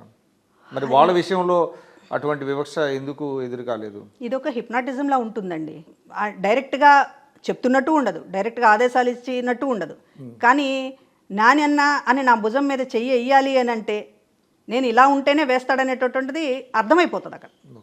నానన్న, పద్మమ్మ, లేకపోతే ఆ పిలుపులు ఏవైతే ఉన్నాయో ఆ లేబుల్స్ మనం ఎప్పుడు కూడా కాపాడుకోవాలి. స్కూల్ పిల్లలకి బ్యాడ్జీలు ఇస్తుంటారు, ఆ బ్యాడ్జీ పెట్టుకుని ఆ బ్యాడ్జీ నిలుపుకోవాలంటే ఆ సర్కిల్లో తిరుగుతూ ఉండాలి. ఇవాళ అరిచే వాళ్ళందరూ కూడా ఖచ్చితంగా వాళ్ళు హార్ట్ఫుల్గా లేరు అనేటటువంటిది మాత్రం నేను చెప్పగలను. ఎందుకంటే అనేక అనుభవాలు ఉన్నాయి, గుణపాఠాలు ఉన్నాయి. జగన్మోహన్ రెడ్డి గారి కోసం ఎంతకైనా పోయేది లేదు, ఇదంతా నటన జరుగుతుంది. ఇప్పుడు జగన్మోహన్ రెడ్డి గారి వ్యతిరేకత, ఆయన మీద ఉన్న వ్యతిరేకత అంతా మేము కూడా ఫేస్ చేయాల్సి వస్తుంది. ఇవాళ బయటకు వచ్చినా ఆయన విమర్శిస్తున్నా కూడా జగన్మోహన్ రెడ్డి గారు చేసినటువంటి అరాచకం మీద ఆయన తరపున ఉన్నందుకు, ఆయన తరపున మాట్లాడినందుకు, ఆయన వెనుక నిలబడినందుకు ఖచ్చితంగా ఇప్పుడు మేము కూడా లాస్ అవ్వాల్సి వస్తుంది, ఫేస్ చేయాల్సి వస్తుంది. ఏమి విమర్శలు వస్తున్నాయి మీ మీద ప్రధానంగా? ఇప్పుడు దీనికి సంబంధించినటువంటిది ఇప్పుడు సంబంధించినటువంటి మా బంధువులు వీళ్ళందరూ అయితే చాలా హ్యాపీ, మంచి నిర్ణయం తీసుకున్నారనేటటువంటిది. చదువుకున్న వాళ్ళు ఎవరో కూడా ఈ రాష్ట్రంలో జగన్మోహన్ రెడ్డి గారిని అభిమానించడం లేదు. ఇది బహుశా ఇంకొక రెండు టర్మ్స్ ఇదే నడుస్తుంది. ఎవరైతే ఇవాళ కూటమి ప్రభుత్వం వైపు నిలబడి ఉన్నారో ఈ ఓటు బ్యాంక్ అనేటటువంటిది, వీళ్ళు ఖచ్చితంగా నేను మంచి డెసిషన్ తీసుకున్నాను, మీకు సరైనటువంటి ప్లేస్ రాజకీయాల్లో ఉండాలి, మీలాంటి వాళ్ళు రాజకీయాల్లో ఉండాలి, కొంత పొరపాటు జరిగింది, ఆయన వైపు నిలబడ్డారు, దాన్ని ఇప్పుడు సరిదిద్దుకుంటున్నారు, మీకు భవిష్యత్తు ఉండాలనేటటువంటిది హృదయపూర్వకంగా ఆశీర్వదిస్తున్నారు. కానీ జగన్మోహన్ రెడ్డి గారికి ఏదైతే 40% ఓటు బ్యాంకు గతంలో ఉందో దానికి సంబంధించినటువంటి దాన్ని ఆ ప్రజలు అర్థం చేసుకోవడానికి సంబంధించి కొంత కూటమి ప్రభుత్వం ఎఫర్ట్ పెట్టాల్సినటువంటి అవసరం ఉంది. ఈ ఓటు బ్యాంకు మీకున్న ఓటు బ్యాంకు అది చెక్కు చెదరదు, అదే ఎలాగో ఎప్పుడూ ఉంటుంది. కానీ ఇవాళ జగన్మోహన్ రెడ్డి గారి వెనక ఉన్నటువంటి ఓటు బ్యాంకు సంబంధించి ఆయన ఇంకా మాయ చేసేటటువంటి, మోసం చేసేటటువంటి ప్రయత్నం కొంత సక్సెస్ అయ్యేటటువంటి పరిస్థితి కనపడుతుంది. కాబట్టి ఎందుకు అది జరుగుతుంది అనేటటువంటిది ఎక్స్పోజ్ చేయాల్సినటువంటి అవసరం ఉంది. ఇతని నటన జరుగుతోంది కానీ ఇవాళ దాన్ని బలహీనపరచాలి. అతనికి ఉన్నటువంటి బలాలను బలహీనపరచకుండా అతను ఇంకా అయిపోయింది ఆయన పని అనేటటువంటి అనుకోవడానికి కూడా లేదు. ఇవాళ నేను చెప్తున్నది ఏంటంటే పేద ప్రజల్ని అడ్డం పెట్టుకుని, పేద ప్రజలకు సంబంధించి ఎవరూ చేయనట్టుగా నేను చేశాననేటటువంటిది ఆయనగా చెప్పుకొని పేద ప్రజల్ని ఇంతగా అమ్మకానికి పెట్టినటువంటి నాయకుడుగా ఇవాళ ఆయన ఎక్స్పోజ్ చేయాల్సినటువంటి అవసరం ఉంది. ఆయన అడ్డం పెట్టుకుని ప్రజలను అడ్డం పెట్టుకుని అధికారంలోకి వచ్చి వాళ్ళకి సంబంధించింది ఏదో కొంత చేస్తున్నాననేటటువంటి పేరుతోటి మొత్తం రాష్ట్రాన్ని దోపిడీ చేయడం అనేటటువంటి ఈ స్థాయిలో దోపిడీ చేయడం, అవినీతి అనేటటువంటిది ఏ ప్రభుత్వంలోనైనా కొంతమంది ఆఫీసర్లు కావచ్చు, కొంతమంది కింది స్థాయి నాయకులు కావచ్చు, కొంత జరుగుతుంది. దీనికి సంబంధించినటువంటి దాన్ని మనం ఏదో ఒక పార్టీ ప్యూర్గా ఉంది అనేటటువంటిది కాదు, ఎవరు కూడా అనుకోరు. కానీ ఇంతగా ప్రజలను అడ్డం పెట్టుకుని దోపిడీ చేసేటటువంటి పరిస్థితిలోకి వచ్చిన తర్వాత ఎందుకు ఉపేక్షించాలి అనేటటువంటిది ఈరోజు మేమందరం కూడా ఆలోచిస్తున్నటువంటి విషయం. జగన్మోహన్ రెడ్డి గారు నాకు అన్యాయం చేశారు, లేకపోతే నాకు సంబంధించినటువంటి సరైనటువంటి స్థానంలో ఉంచలేదు అనేటటువంటిది అదొక రకమైనది, అది ఒక పార్ట్ మాత్రమే. దానికంటే కూడా ఎక్కువ ఆగ్రహం పేద ప్రజలను అడ్డం పెట్టుకున్నావు నువ్వు. పేద ప్రజలను అడ్డం పెట్టుకుని రాష్ట్రాన్ని మొత్తం కూడా దోపిడీకి ద్వారం తీసావు కనుక మాకు అత్యంత కోపం. అలాగే చంద్రబాబు నాయుడు గారి మీద మాకేం పర్సనల్గా ఉండదు. ఆ తర్వాత మళ్ళీ ఈ మధ్య విజయవాడలో ఒకసారి హాస్పిటల్లో మళ్ళీ ఒక హాస్పిటల్ ఇన్సిడెంట్ కొంచెం మీకు ఎంబరాసింగ్ గానే ఉంటుందా? ఎప్పటికైనా కొంచెం ఇబ్బందికరమైనటువంటి విషయమే. ఆ రోజు జరిగినటువంటి సందర్భంగా మాట్లాడుతూ ఇటీవల అవసరమైతే ఆయనకి క్షమాపణ చెప్పడానికి సిద్ధంగా ఉన్నానని అన్నారు. కలుస్తాను, ఖచ్చితంగా కలుస్తాను. క్షమాపణ చెప్పాల్సినటువంటి బాధ్యత అవసరం. ఆ రోజు ఏం జరిగిందంటే యాక్చువల్గా ఆ రోజు అంటే చంద్రబాబు నాయుడు గారు మధ్యాహ్నం వస్తారు అని చెప్పి తెలిసింది హాస్పిటల్కి. అంతకు ముందు రోజు నేను వెళ్ళడానికి ప్రయత్నం చేస్తే టెస్టులు అన్నీ జరుగుతున్నాయి అని చెప్పి ఇక్కడ డిపార్ట్మెంట్ హాస్పిటల్ సిబ్బంది కొంచెం టైం తీసుకోమని చెప్పారు. టెస్టులు జరుగుతున్నాయి, వెంటనే ఇప్పుడు మేము ఆమెను ప్రజెంట్ చేయలేము అనేది. సరే, చంద్రబాబు నాయుడు గారు మధ్యాహ్నం వస్తున్నారు కదా అని నేను 11 గంటలకి హాస్పిటల్ దగ్గరికి వెళ్ళాను. వెళ్ళే టైంకి అక్కడ కొంచెం అదే టైంకి ఆయన రావటము కొంచెం కన్ఫర్టేషన్ జరిగింది. సరే, అక్కడ ఉన్నటువంటి కొంచెం ఒక లీడరు కొంచెం నన్ను దూషించడం, చంద్రబాబు నాయుడు గారు కూడా నిర్గాంతపోయారు ఆ మాటకి. ఆయన కూడా ఒక నాయకుడు అనుకోండి, ఒక మాజీ ఎమ్మెల్యే కొంచెం బాగానే, అంటే బహుశా ఆగ్రహము నేను కరెక్ట్గా టైంలో నేను ఉన్నాననేటటువంటి దాంతో పట్టుదప్పి అయిందో తిట్టారు. ఆయన కూడా ఆయన చంద్రబాబు నాయుడు గారి ఎక్స్ప్రెషన్ అయిందో లేదో నాకు తెలియదు, అయిందో లేదో గుర్తులేదు నాకు. ఖచ్చితంగా అయి ఉంటుంది, మొత్తం ఇది కూడా వచ్చి ఉంటుంది కదా. చాలా మంది లేదు ఇప్పటికే. ఆ తర్వాత నాకు ఆయన తిట్టగానే చంద్రబాబు నాయుడు గారి ఎక్స్ప్రెషన్ నాకు ఇంకా గుర్తుంది. ఆయన కూడా నిర్గాంతపోయారు, ఏంటి ఇట్లా మాట్లాడుతున్నాడు అనేటటువంటిది. సరే, ఆ సందర్భంలో కొంచెం నేను కూడా సరే, అంతకుముందు ఈ పొలిటికల్గా నేను చంద్రబాబు నాయుడు గారిని ఏం అనడం లేదు అనేటటువంటిది ఒక ప్రెషర్ పార్టీలో ఉండడం. దీంతో సరే, ఆయన ఎలాగో మహిళా కమిషన్ చైర్పర్సన్గా నేను వ్యక్తిగతంగా నా గొప్ప లేకపోతే నా గౌరవం అనేటటువంటిది అది పెద్ద ఇంపార్టెంట్ కాదు. చైర్కి గౌరవం ఇవ్వాలి కదా, అట్లా తిట్టడం ఏంటి అనేటటువంటి దాంతో ఏదో ఇచ్చాము, దానికి సంబంధించినటువంటి వివరణ ఇవ్వాలనేటటువంటి పద్ధతిలో అడిగాము. దాని మీద కంటిన్యూ చేయమని కోరారు పార్టీ నుంచి, కేసులు పెట్టాలి అనేటటువంటిది.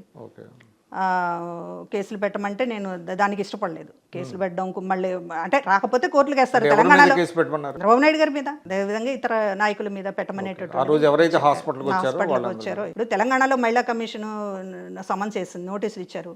వాళ్ళు రాకపోతే కోర్టుకు వేశారు. నన్ను కూడా అలాగే కోర్టుకు వేయమని చెప్పి అడిగారు. నేను వేయలేదు, కోర్టుకు వేయలేదు. జస్ట్ ఆ రోజు అంతా ఎపిసోడ్ అయిపోయింది. దీనికి సంబంధించినటువంటిది సరే, ఆ రోజు చంద్రబాబు నాయుడు గారు ఆ పరిస్థితిలో రావడం ఒక దురదృష్టకరమైనటువంటి పరిణామం. మొత్తం కూడా హాస్పిటల్కి జరిగినటువంటి ఇన్సిడెంట్ కావచ్చు, కరెక్ట్గా టైమింగ్స్ నేను ఆయన అనుకున్నటువంటి టైమింగ్స్ వేరవడం కావచ్చు, కాన్ఫరెంట్ అవ్వడం, అక్కడ నాయకులు తిట్టడం, దానివల్ల కొంత పొలిటికల్గా నా మీద కూడా ఒక ప్రెషర్ ఉండడం, దీంతో జరిగింది. కానీ దాన్ని ఇంకా ఎక్కువ కంటిన్యూ చేయకుండా నేను దాన్ని అక్కడతో ఆపేశాను, ఫుల్ స్టాప్ పెట్టాను. ఎప్పటికైనా ప్రత్యేకించి ఆయనకు సారీ చెప్పడానికైనా ఎప్పుడైనా నా జీవితకాలంలో ఒకసారి కలుస్తాను. అడిగారా అపాయింట్మెంట్? లేదండి, ఇప్పుడేం అడగలేదు. తెలుగుదేశం ఒక రైట్ ప్లాట్ఫామ్ అని మీరు ఫీల్ అవుతున్నారా? రైట్ ప్లాట్ఫామ్నే ఫీల్ అవుతున్నాను. ఎందుకంటే కొంచెం డెమోక్రసీ ఉంటుంది, అదేవిధంగా ఒక రైట్ థింకింగ్ ఉంటుంది, ఒక ఆర్గనైజ్డ్గా ఉంటుంది, కష్టపడేటటువంటి వాళ్ళకి గుర్తింపు ఉంటుంది. ప్రధానంగా డ్రామాలు ఉండవు, లోపల ఒకటి పైన ఒకటి అనేటటువంటి జగన్మోహన్ రెడ్డి గారి లాగా మరీ అంత ఒక మోసపుచ్చేటటువంటి ఇది ఉండదు. నిజంగా రాజకీయ పార్టీలో ఉంటాయి. గివెన్ యువర్ క్రెడెన్షియల్స్ కొంత రెసిస్టెన్స్ ఉంటుందేమో కొంతమంది నుంచి. ఉంటుంది, ఖచ్చితంగా ఉంటుంది కదండి, ఎందుకు ఉండదు. నేను అదే చెప్తూ ఉన్నాను. సో అది కూడా దాని మీద కూడా మీకు ఒక అవగాహన ఉంది? ఖచ్చితంగా ఉంది, రెసిస్టెన్స్ ఉంటుంది. దాన్ని ఎలా ఓవర్కమ్ చేయాలనుకుంటున్నారు? ఒకటి ఏంటంటే చంద్రబాబు నాయుడు గారిని స్ఫూర్తిగా తీసుకోవాలి ఎవరైనా సరే, ఆ పార్టీలోనైనా సరే, మా లాంటి వాళ్ళమైనా సరే. ఎందుకంటే చంద్రబాబు నాయుడు గారిని 40 ఏళ్ళ అనుభవం ఉందని కానీ, లేకపోతే ఒక గొప్ప నెట్వర్క్ ఉంది, పార్టీ నెట్వర్క్ ఉంది, నాకు వేరే వాళ్ళతో ఏం అవసరము అని చెప్పి ఆయన ఏమి గొప్పలకు పోలేదు కదా. కూటమి కట్టడంలో అటు జనసేన పవన్ కళ్యాణ్ గారు కానీ, అటు చంద్రబాబు నాయుడు గారు కానీ, పవన్ కళ్యాణ్ గారు ఆయన ఓటు బ్యాంక్ ఆయనకు ఉంది అనేటువంటి దాంతో నేను పోటీ చేయొచ్చు కదా ఇండివిజువల్ అనుకోలేదు. జగన్మోహన్ రెడ్డి గారిని ఓడించడం కోసం మొత్తం కూడా ఇవాళ ఎవరి స్థాయిని వాళ్ళు పక్కన పెట్టుకుని ఒక మెట్టు దిగారు అందరూ కూడా. అదేవిధంగా రాజకీయాల్లో అనేటటువంటిది ఇంకా ఆ పార్టీలోంచి వచ్చావు కాబట్టి, జగన్మోహన్ రెడ్డి గారు వెనకున్నావు కాబట్టి నీకు అసలు ఎక్కడా కూడా స్థానం ఉండదు, రాజకీయాల నుంచి నువ్వు ఎగ్జిట్ అయిపోవాలి అనేటటువంటి ఆ వాతావరణం కూడా లేదు. ఎవరైనా అంటూ ఉంటారులేండి, దాందే ఉంది. కానీ ఇప్పుడు రాజకీయాలు మానేసుకోవాలి లేకపోతే అనేటటువంటి అంత పాపాలు మేమేం చేయలే. ఇప్పుడు రాజకీయాలు అట్లా లేవు కూడా ఈ దేశంలో. కానీ ఒక్కోసారి కొన్ని పరిణామాలు జరుగుతాయి. మీరు ఏంటంటే అంటే ఓకల్గా మీరు ఇదయ్యారు కానీ మీ మీద అవినీతి మచ్చలేమి లేవు. ఖచ్చితంగా ఇప్పుడు ఓకల్గా కూడా నేను సంబంధించినటువంటి నేను వ్యక్తిగతంగా కానీ లేకపోతే ఒక పర్సనల్గా కానీ నేను రాజకీయ విమర్శ తప్ప నేను మొత్తం కూడా నా మొత్తం పొలిటికల్ కెరీర్లో ఇప్పుడు ప్రజారాజ్యంలో ఉన్నప్పుడైనా సరే లేకపోతే వైఎస్ఆర్ కాంగ్రెస్ పార్టీలో ఉన్నా సరే జగన్మోహన్ రెడ్డి గారు శత్రుత్వం అనేటటువంటి దాంట్లో కొంచెం ఒక పాలు మేము ఎక్కువ తీసుకునే పరిస్థితి ఉండొచ్చు పార్టీలో. అంటే మిగతా రాజకీయ పార్టీల్లో అంత శత్రుత్వంగా తీసుకోరు, కానీ ఈయన శత్రుత్వంగా తీసుకోవడం వల్ల ఆ పాలు కొంత మాటల్లో కొంత రాజకీయ పొలిటికల్ విమర్శ కొంచెం తీవ్రత ఎక్కువై ఉండొచ్చు. కానీ ఎక్కడా కూడా నేను లిమిట్స్ దాటలేదు. ఎవరిని అట్లా ఉందా? పార్టీ సిస్టమ్ అట్లా ఉంది. ఎవరైనా సరే ఇందులోంచి రావాల్సిందే, ఇందులోంచి రాకుండా ఇక్కడ ఎగ్జిస్టెన్స్ ఉండదు. కూటమి ప్రభుత్వం టేక్ ఇట్ ఫర్ గ్రాంటెడ్గా తీసుకోకూడదు అన్నారు. ఇంకోవైపు చూస్తే అసలు ఈ పార్టీ సస్టైన్ అవుతుందా అనేటువంటిదేమో కొంతమందికి ఉన్నది. ఇది కొంచెం డిఫరెంట్, అంటే విరుద్ధమైనటువంటి అభిప్రాయాలు. మీరు ఎట్లాగ చూస్తున్నారు ఫ్యూచర్ని? విక్రమ్ గారు, మీకు కూడా తెలుసు, అందరికీ తెలుసు, పాలిటిక్స్ ఆర్ డైనమిక్ అంటారు. ఇవాళ ఉన్న పరిస్థితి రేపు ఉండదు. అదే పాలిటిక్స్ అంటే. పాలిటిక్స్ అనేటటువంటి ప్రజలు ఎట్లా ఆలోచిస్తారనేటటువంటిది కూడా 5 ఏళ్ల తర్వాత ప్రజల ఆలోచనలు ఎలా ఉంటాయి అనేటటువంటిది మనం అనేక రాష్ట్రాల్లో చూస్తూ ఉన్నాం. అంతా బాగా చేశాము, ఎందుకు ప్రజలు ఈ తీర్పు ఇచ్చారనేటటువంటిది అర్థం కానటువంటి పరిస్థితి చాలా పార్టీలకు ఉంటుంది. కాబట్టి ప్రజలు ఖచ్చితంగా ఇప్పుడు ఉన్నటువంటి మూడ్లోనే ఉంటారు, లేకపోతే కండిషన్స్ అన్నీ ఇలాగే ఉంటాయని పాలిటిక్స్లో ఎవరు అనుకోరండి. పార్టీలు నడిపేవాళ్ళు అనుకోరు ప్రధానంగా, మిగతా వాళ్ళు అనుకుండొచ్చు. ఇప్పుడు చంద్రబాబు నాయుడు గారికి కానీ, లోకేష్ గారికి కానో, పవన్ కళ్యాణ్ గారికి కానో వీళ్ళ క్లారిటీ ఉంటుంది. బీజేపీకి కానీ ఏ కండిషన్లో ఎట్లా ముందుగానే ఊహిస్తారు. ఒక 10 అడుగుల ముందు 10 నెలల తర్వాత ఏం జరగవచ్చు అనేటటువంటి దాంతో ఇప్పుడు స్టెప్ వేస్తారు. అది రాజకీయాలు ఎప్పటికప్పుడు మారుతూ ఉంటాయి పరిణామాలు. అంతేగాని జగన్మోహన్ రెడ్డి గారు పూర్తిగా ఇంకా ఏమీ ఉండదు అనేటటువంటిది ఏమీ ఉండని రోజున చెప్పుకోవాలి. అంతేగాని ఇవాళ కండిషన్స్ని చూసి ఇంకా అతనికి ఏమీ ఉండదు అనేటటువంటిది అది కరెక్ట్ అయి ఉండొచ్చు, వాస్తవమే అవ్వచ్చు. అతను అయినప్పటికీ కూడా నీ ఎత్తుగడ అలా ఉండకూడదు కదా, నీ ఫైట్ అలా ఉండకూడదు. అతను ఉన్నాడనే నువ్వు ఫైట్ చేయాలి, లేకపోతే సంతోషం.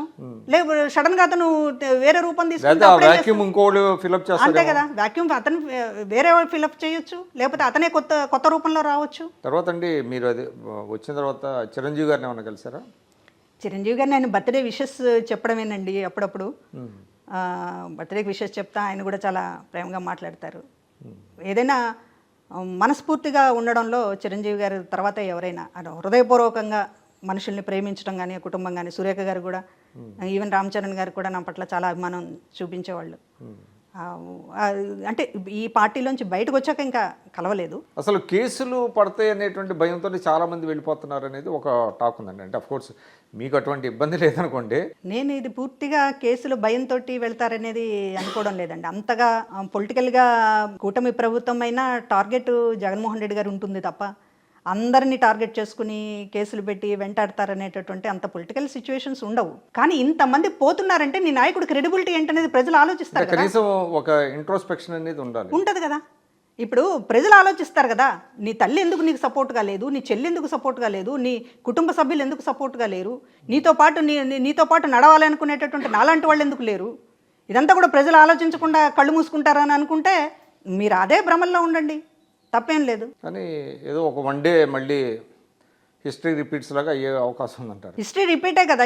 ఇప్పుడు జగన్మోహన్ రెడ్డి గారు 2014లో ఆ రోజు 2014లో ఎందుకు దీనికి సంబంధించినటువంటిది ఆయనకి మొత్తం కూడా రేపో మాపో అధికారం వస్తుంది అనేటటువంటి దాని దగ్గర నుంచి ఎందుకు పడిపోయాడు? ఆయన మీద ఉన్నటువంటి కేసులకు సంబంధించినటువంటి దాంట్లో సరి అయినటువంటి సమాధానం ఆ రోజున జనం చెప్పలేకపోయాడు, జనం నమ్మలేకపోయారు. ఒక ముఖ్యమంత్రి ఇన్ని కేసులతో ఉంటే ఎలాగా విడిపోయినటువంటి రాష్ట్రం అనేటటువంటి అభిప్రాయంతో ఉండడం వల్ల ఆ రోజున మీకు అధికారం అప్పచెప్పలేదు.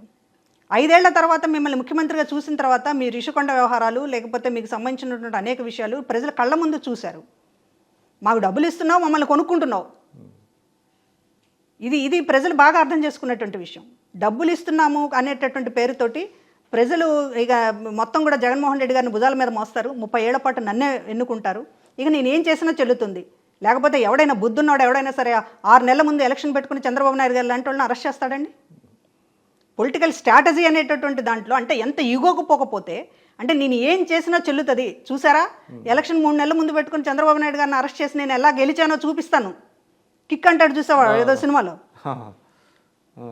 అది కాకపోతే ఇది రాజకీయమా? ఎవరైనా చేస్తారా చంద్రబాబు నాయుడు గారిని అరెస్ట్? చెప్పండి. ఆ ఏజ్లో అతను అరెస్ట్ చేస్తే ఏ రకంగా ప్రజలు స్వీకరిస్తారు? అతను మంచి ఇవాళ రాష్ట్రానికి సంబంధించినటువంటి సుదీర్ఘకాలం పాటు ముఖ్యమంత్రిగా చేసినటువంటి వ్యక్తి. అతని రోల్ ఉంది, ఈ రాష్ట్రం ముందుకు పోవడంలో ఆయన రోల్ ఉంది. అలాంటి వ్యక్తిని అరెస్ట్ చేస్తే ఆ వయసులో అంటే ఏం చేసినా చెల్లుతుంది అనేటటువంటి అహంకారం తలకెక్కిన తర్వాత ఫలితం ఇలాగే ఉంటుంది. ప్రజలని తక్కువ అంచనా వేయడం, రాజకీయాలను తక్కువ అంచనా వేయడం. రాజకీయాలంటే కేవలం దాన్ని ఒక అధికారాన్ని అడ్డం పెట్టుకుని ఇష్టారాజ్యంగా సంపాదించవచ్చు అనేటటువంటి ఒకే ఒక ఫిలాసఫీ తప్ప ఇంక మిగతాది ఏమీ ఆయన పట్టించుకోలేదు. పద్మ గారు, అంటే రామచంద్రయ్య గారు ఒకప్పుడు మీకు ఆయన కొలీగ్, పొలిటికల్ కొలీగ్, ఆయన కరెక్ట్ టైము చూసుకుని ఎలక్షన్స్ ముందు వెళ్ళిపోయాడు. ఆయన వెళ్ళిపోయి ఇంకా మళ్ళీ తిరిగి ఆయనకి చంద్రబాబు నాయుడు గారు ఎమ్మెల్సీ ఇచ్చారు. ఇక్బాల్ గారు వెళ్ళిపోయాడు. ఇక్బాల్ గారికి ఇంకా ఏమీ ఇవ్వలేదు అనుకోండి. అట్లా కొంతమంది ముందుగానే పసిగట్టి బయటపడిపోయారు. కొంతమంది ఏమో ఇక సీట్లు రాలేదని చెప్పి కొంతమంది అట్లాగా వెళ్ళారు. కొంతమంది ఏమో ఇప్పుడు ఎలక్షన్స్ అయిపోయిన తర్వాత బయటకు వస్తున్నారు. అంటే ఇప్పుడు మీరు 1-2 కేసులు అయితే పర్వాలేదు, బట్ చాలామంది క్రౌడెడ్ అయిపోతుంది. ఆల్మోస్ట్ అక్కడ ఖాళీ చేసి బయటకు వచ్చేస్తున్నారు. వీళ్ళందరినీ మరి పార్టీలు అకామిడేట్ చేయడం కష్టం కదా. అంటే అందులో క్వాలిటీ పీపుల్నే తీసుకునేటువంటి అవకాశం ఉందంటారా? ఉంటుంది ఖచ్చితంగా. పొలిటికల్ వ్యాక్యూమ్ అనేది ఉన్నప్పుడు ఏదో రకంగా దాని పరిణామాలు మారుతూ ఉంటాయి. ఖచ్చితంగా ఇవాళ కూటమిలో ప్లేస్ లేదు అనుకున్నప్పుడు ఏదో ఒక పరిణామం జరుగుతుంది. జగన్మోహన్ రెడ్డి గారు వెనక ఉండడానికి ఇష్టపడడం లేదు చాలామంది నాయకులు, క్యాడర్ కావచ్చు, నాయకులు కావచ్చు, ఇష్టపడడం లేదు. సరే, ఇక్కడ ప్లేస్ లేదు అని అనుకుంటే దాని పరిణామం ఏంటనేది చూడాలి రాబోయే రోజుల్లో. కానీ రాజకీయాల్లో ఉన్నవాళ్ళు కామ్గా కూర్చోవాలనే అనుకోరు. రాజకీయాలు చేయగలిగినటువంటి శక్తి ఉన్నవాళ్ళు, ఎందుకంటే రాజకీయాల్లో రావడమే ఏదో ఒక ఇంట్రెస్ట్తో వస్తారు. రాజకీయాల్లోకి రావడం ఇక్కడ మనుగడ సాగించడం అనేటటువంటి కూడా ఆషామాషి కాదు. సంపాదించేవాళ్ళు, అవినీతి చేసేవాళ్ళు, అది అది అది ఉన్నప్పటికీ కూడా ప్రజల మీద ఏదో ఒక ప్రేమ, ప్రజల మీద ఏదో ఒక ఇంట్రెస్ట్ లేకపోతే, కన్సెంట్ లేకపోతే రాజకీయాలు నిలబడలేరు. రావచ్చు, వచ్చినా నిలబడలేరు. ఒక 5 yearsలో మళ్ళీ తెరమరుగైపోతారు. కాబట్టి ఉన్నారు అని అంటే ఇంక అది ఉండాలని అనిపిస్తుంది. రాజకీయాల్లో పొలిటికల్లో కంటిన్యూ అవ్వాలని అనిపిస్తుంది. అంటే పరిణామాలు మరి ఏం జరుగుతాయో, ఏ పార్టీలోకి ఎక్కువ ప్రవాహం ఉంటుందో ఏమిటనేటటువంటిది తెలియడం లేదు. అంటే మీరు ఇన్ కేసు కనుక అంటే హైపోథెటికలే కావచ్చు, తెలుగుదేశంలో జాయిన్ అయితే ఎటువంటి రోల్ ప్లే చేయాలనుకుంటున్నారు మీరు? అంటే కేవలం మళ్ళీ జగన్ని విమర్శించడం, గతంలో చంద్రబాబు గారిని ఎట్లయితే విమర్శించారో ఆ విధంగా జగన్ విమర్శించడానికే పరిమితం అవుతారా, ఇంకా more than any other role? రాజకీయంగా ఇప్పుడు నా స్ట్రెంత్ అనేటటువంటిది ఏ పార్టీ అయినా ఉపయోగించుకోవాలనుకుంటుంది. మీరు అన్నట్లు విమర్శ అనేది, పొలిటికల్ విమర్శ అంటే మీకు ఒకటి ఉందండి. అంటే మీరు ఫర్ ఏ లాంగ్ టైం మీరు ప్రజారాజ్యంలో అధికార ప్రతినిధి, వైఎస్ఆర్సీపీలో అధికార ప్రతినిధి, కానీ మీరు ఇందాక చెప్తున్నారు ఒక ప్రజాప్రతినిధి అవ్వాలి అనేది మీ ఇంటెన్షన్ లాగా కనపడుతుంది. అది చట్టసభలకు వెళ్ళాలి అనేటువంటిది. అంటే నేను అనేది ఇన్ కేసు తెలుగుదేశంలో కనుక చేరితే ఏదైనా ఒక నియోజకవర్గం ఎంచుకొని దాన్ని నర్స్ చేయటం అనేది ఇంటెన్షనా, లేకపోతే పార్టీ హెడ్ క్వార్టర్స్లో ఉండి పార్టీ ఆదేశిస్తే అటువంటి బాధ్యతలు తీసుకోవాలనేది? ఇప్పుడు ఏ పార్టీలో చేరినా ముందు నేను సాధారణ కార్యకర్తగా మొదలు పెట్టాలి. మొదలు పెట్టిన తర్వాత దానికి సంబంధించినటువంటిది ఏంటి, నా రోలు, పార్టీకి నా అవసరం ఎలా ఉంది అనేటటువంటి దాన్ని బట్టి పార్టీ అధిష్టానం నిర్ణయాలు ఉంటాయి. ఇప్పుడు మనం నిర్ణయాలు, మన డెసిషన్ తీసుకునేటటువంటి విషయాలు కాదు. ఇవాళ జగన్మోహన్ రెడ్డి గారితో మొదటి నుంచి ఉండి అన్ని కష్టాలు పడి ఆయనకు సంబంధించినటువంటి అన్ని విషయాల్లో కీలక బాధ్యతలు తీసుకున్నటువంటి పరిస్థితుల్లోనే ఇవాళ చాలా అప్సెట్కి గురైనటువంటి పరిస్థితి ఉంది. కాబట్టి ఇవాళ ఫ్యూచర్ ఎలా ఉంటుంది అనేటటువంటిది చెప్పలేము. కానీ ఖచ్చితంగా నా మీద అయితే నాకు నమ్మకం ఉంటుంది. ఆ రోజైనా ఈ రోజైనా నేను ఖచ్చితంగా ఒక కమిట్మెంట్తో పనిచేస్తాను, నేను ఏ పార్టీకైనా ఎసర్టే అవుతాను అనేటటువంటిది నా మీద నాకున్నటువంటి నమ్మకం. ఆ నమ్మకాన్ని బట్టి నమ్మకం లేకపోతే అసలు ముందుకు వెళ్ళడం కూడా కష్టం అవుతుంది. పాజిటివ్ కూడా ఉండదు అంత వ్యవహారాలు. ఇవాళ నేను చెప్తున్నది కూడా జగన్మోహన్ రెడ్డి గారికి సంబంధించినటువంటిది అనేక మంది దగ్గర మాట్లాడుతూ కూడా ఇవాళ మా క్రెడిబిలిటీని ఆయనకు పణంగా పెట్టాం.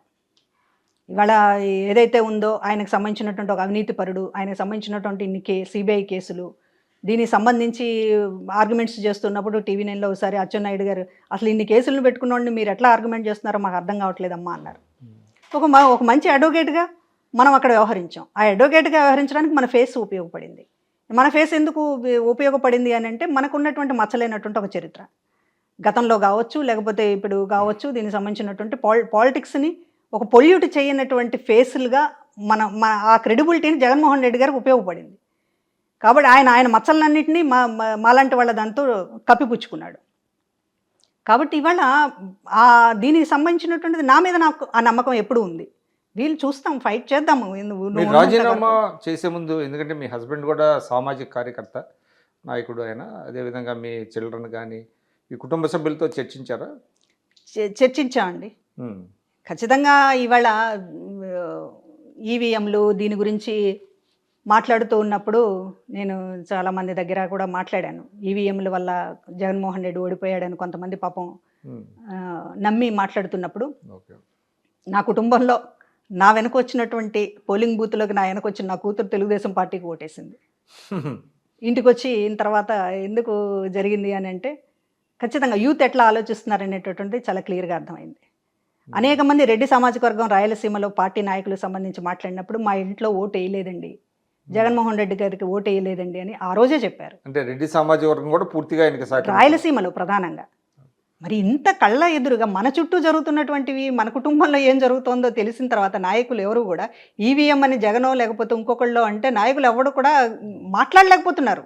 ఎందుకంటే వాస్తవం ఏంటనేది వాళ్ళకి తెలుసు. రాయలసీమలో రెడ్డి సామాజిక వర్గం కుటుంబాల్లోనే వేయలేదు, తెలుగుదేశం పార్టీ కేసు. అంటే వాళ్ళకి నిజంగానే అంటే రెడ్డి సామాజిక వర్గం వేయలేకపోవటం అనే దాన్ని మనం గొప్పగానే చూడాలి. ఎందుకంటే వాళ్ళు ఆ కాస్ట్ బ్యారియర్ని దాటి ఆలోచించినట్టుగా. అవునండి, సమాజం గురించి ఆలోచించారు, రాష్ట్రం గురించి ఆలోచించారు. జగన్మోహన్ రెడ్డి గారి పోకడలి రాజకీయాలకు మంచిది కాదు, చాలా ప్రమాదకరమని భావించబట్టే ఇవాళ కులాలం అనేటటువంటిది ఒక ఏరియాలోనే రోల్ ప్లే చేస్తుందండి. మనుషులుగా చూస్తారు ముందు. ఆ మనిషి మంచోడా కాదా, ఆ మనిషి వల్ల ఏమన్నా ఉపయోగమా కాదని చూస్తారు. ఇతను మొత్తం కూడా నేను రాజీనామా లెటర్లో కూడా రాసింది సమాజం పట్ల కూడా బాధ్యత లేదు అని మాట్లాడడానికి కారణం జగన్మోహన్ రెడ్డి గారు ఎక్కడ ఎవరి గురించి కూడా ఆలోచించడం లేదు. ఏ వర్గం గురించి, నేను చేస్తున్నటువంటి పని వల్ల ఈ రాష్ట్రానికి నష్టం ఎలా జరుగుతుంది, లేకపోతే ఈ వర్గం ఎంత నష్టపోతారు అనేటటువంటిది ఆలోచించలేదు. ఎంతసేపటికి తనకు ప్రయోజనమా లేదా, తనకి ఆర్థికంగా లబ్ధా లేదా, తన దోపిడీకి ఉపయోగపడద్దా లేదా, ఈ అంచనాలు తప్ప ఎక్కడా కూడా సమాజం పట్ల అతను బాధ్యతగా వ్యవహరించలేదు. కాబట్టి ఆ పరిస్థితుల్లో నేను ఖచ్చితంగా కుటుంబంతో మాట్లాడాను. వాళ్ళు చాలా స్ట్రెస్ తీసుకున్నారు. ఇంతకాలం పొలిటికల్ లైఫ్ నుంచి బయటకు వస్తున్నప్పుడు ఎలా ఉంటుందో తెలియదు, ఎవరు ఆహ్వానిస్తారో తెలియదు, ఎంత వ్యతిరేకత ఉంటుందో తెలియదు, ఎలా ట్రోల్ చేస్తారో తెలియదు. పైగా ఈ జగన్మోహన్ రెడ్డి గారి పగ ప్రతీకారాలు తెలిసినటువంటి వాళ్ళు, రకరకాల కథలు వింటున్నటువంటి వాళ్ళు కొంత ఎక్కువ ఊహించుకుని కూడా భయపడేటటువంటి పరిస్థితి ఉంటుంది. ఇన్నిటి మధ్య కుటుంబం చాలా సపోర్ట్గా నిలబడింది నాకు, నా పిల్లలు కానీ నాకు కానీ. ఇవాళ ట్రోల్స్ రకరకాలుగా మాట్లాడుతున్నటువంటి వాళ్ళ మీద కూడా నా పిల్లలే చాలా గట్టిగా వాయిస్తున్నారు, వాళ్ళకి ఫోన్లు చేసి మీకు ఏం తెలిసిన మాట్లాడుతున్నారు, ఏం జగన్మోహన్ రెడ్డి గారు మమ్మల్ని ఏం ఆదుకున్నారని మీరు మాట్లాడుతున్నారు. లక్ష్మీపార్వతి లాంటి వాళ్ళు ఇష్టం వచ్చినట్టు మాట్లాడుతుంటే నా కూతుళ్ళే ఫోన్ చేసి వార్నింగ్ ఇచ్చారు. లక్ష్మీపార్వతి గారు మీ మీద మాట్లాడారు, ఇంటర్వ్యూ ఇస్తూ చాలా అవాకులు చవాకులు మాట్లాడుతూ ఉంటే ఖచ్చితంగా నా కుటుంబం అయితే ఊరుకునేటటువంటి పరిస్థితుల్లో లేదు. నేను అంతకంటే ఊరుకోను. నేను డైరెక్ట్ అటాక్ ఎవరు ఏ చెత్త మాట్లాడినా కూడా జగన్మోహన్ రెడ్డి గారు మాట్లాడిస్తున్నాడనే నేను భావిస్తాను. ఓకే అండి, మీకు రాజకీయ భవిష్యత్తు ఉండాలని మేము కూడా కోరుకుంటాం. ఎందుకంటే మీరు రాజకీయాల్లో ఉండటం వల్ల కొంత మీరు ఇందాక అన్నట్టుగా సమాజానికి మేలు జరగటం అనేటువంటిది చాలా ఇంపార్టెంట్. అది రాజకీయ పార్టీకి మేలు జరుగుతుందా లేదా అనేది పక్కన పెడితే, బట్ ఒక వాయిస్ ఏదైతే ప్రజల తరఫున ఉందో ఆ వాయిస్ అనేది సప్రెస్ కాకూడదు, ఆ వాయిస్ వెళ్ళాలి. ఖచ్చితంగా మీరు మీ రాజకీయ భవిష్యత్తు ఆ విధంగా వెళ్ళాలని కోరుకుంటున్నాము. నమస్కారం. థ్యాంక్ యూ అండి, థ్యాంక్ యూ.